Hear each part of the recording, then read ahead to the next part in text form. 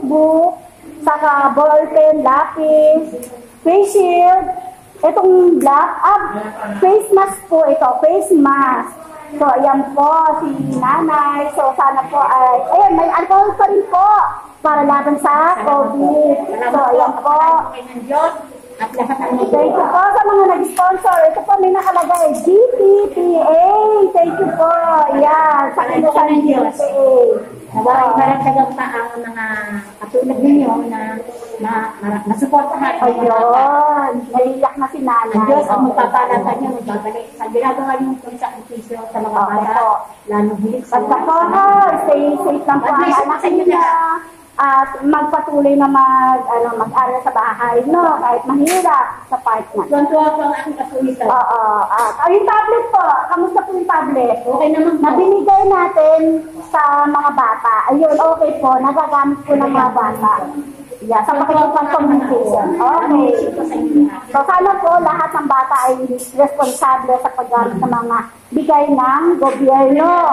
O, gamit nila hanggang grade 10. Grade 7 po yung apo niya. So, hanggang grade 10. Sa kanya po yan. Ingatan po. So, thank you. Salamat po. God bless you sa inyo. Okay po. Salamat po.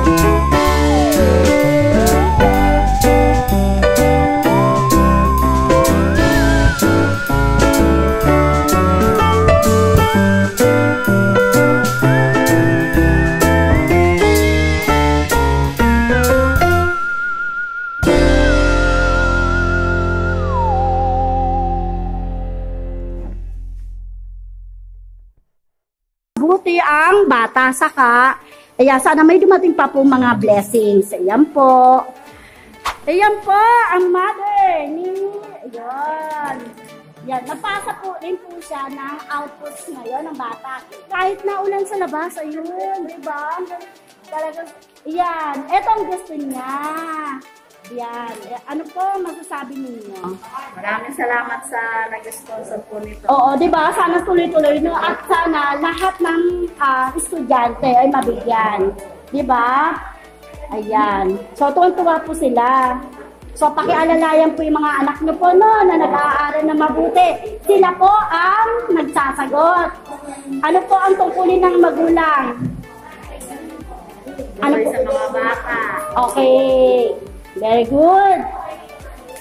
Galing paalalahanan may module. Opo, isa po ba ang anak niya na nabigyan ng tablet? Opo, ano po ang gagawin sa tablet? Ingatan. Ingatan dapat lang. Thank you po. Ayan po. Ayan. So, ano po ang gagawin ng anak niyo po dyan? So, ayan po ay gamit sa pag-aaral. Ayan.